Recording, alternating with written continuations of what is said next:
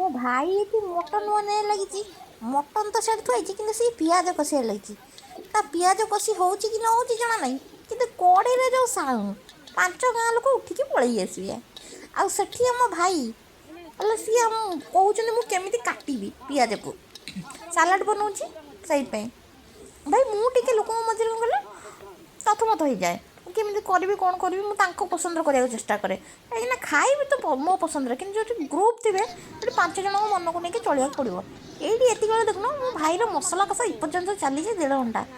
ଆମେ ଆସିକି ପହଞ୍ଚିଲୁ ଲେଟ୍ରେ, ଆଉ ପୁଣି ଏପର୍ଯ୍ୟନ୍ତ ରୋଷେଇ ହେଇନି, ସନ୍ଧ୍ୟା ହେବାକୁ ଆସିଲାଣି।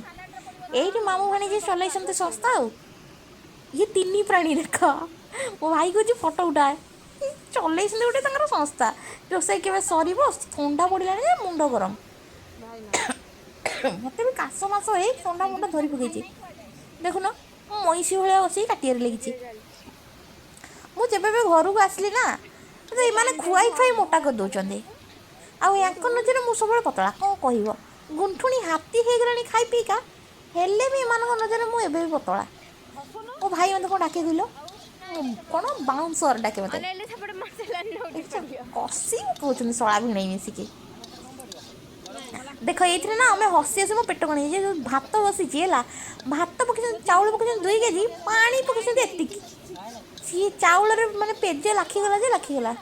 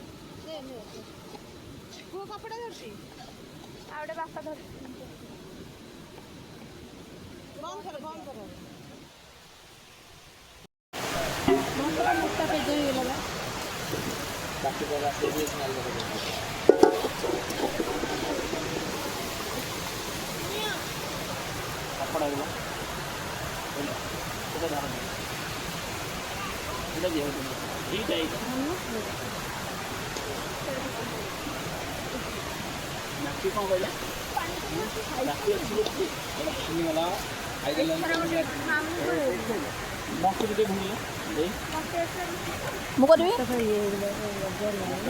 ମୋଟା ହେଇଗଲା ତ ବାଗ ହେଲାନି। ଆଉ ଟିକେ ପାଣି ପୁରେଇ ବସେଇ ଦେଇ ଫୁଟେଇ ଦେଇ ଖାଲି ଗାଳି ଦେବି ଟିକେ। ସେ ଅଲରେଡ଼ି ନରମ ହେଇଗଲାଣି, ତାକୁ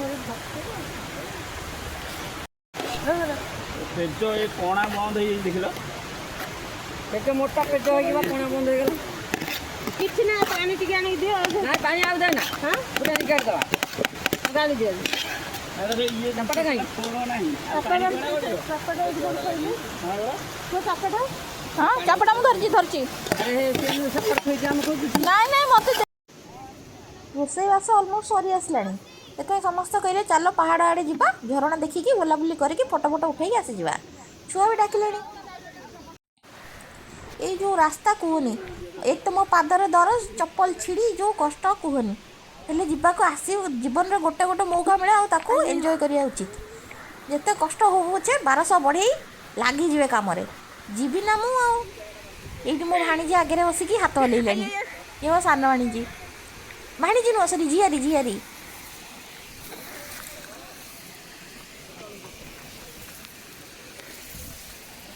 ଫାଇନାଲି ଦୁଃଖେ କଷ୍ଟ ମୁଁ ଆସିକି ପହଞ୍ଚିଗଲି। ଇଏ ଆମ ଭାଇ, ଇଏ ମୋ ଝିଆରୀ। ଆଉ ମୋ ଭାଇ ଆଉ ବଡ଼ ଝିଆରୀ ସିଏ ଆସୁଛନ୍ତି ଆଉ ଟଣାଟଣି ହେଇକି। ଆଉ ମୋ ବଡ଼ ଝିଆରୀ ତ ପାମ୍ପୁଡ଼ି, ତାକୁ ପବନରେ ବି ସେ ଉଡ଼ିଯିବ, ଟିକେ ଫୁଙ୍କିଦେଲେ ଉଡ଼ିଯିବ। ଦେଖିଲ କେତେ ସୁନ୍ଦର ଝରଣା, ଦିଲ୍ ଖୁସ୍ ହେଇଗଲା ଦେଖିକି। ଭାଇ ଆଗୁଆ ଆସିକି ବସି ପଡ଼ିଛନ୍ତି। ଏବେ ଆମର ବୁଲାବୁଲି ସରିଲା, ଚାଲିଲୁ ତଳକୁ। ଆଉ ଆସିଲା ବେଳକୁ ଯେତିକି ଭୟଙ୍କର ଥିଲା, ଗଲାବେଳକୁ ବି ସେତିକି ଦୁର୍ଦାନ୍ତ ଜାଗା। ଏଇଠି ଯାଇକି ଫଟୋ ସୁଟ୍ ସବୁ ଚଲେଇଛନ୍ତି, ମୁଁ କିନ୍ତୁ ଫଟୋ ଉଠେଇଲିନି। ଆଉ ଆମେ ଆସିକି ପହଞ୍ଚିଗଲୁ। ଏବେ ଖାଇବା ସମୟ, ଖାଇକି ତାପରେ ବାହାରିବୁ। ଆଉ ଏଇସବୁ ଆମର ଖାଇବା। ଆଉ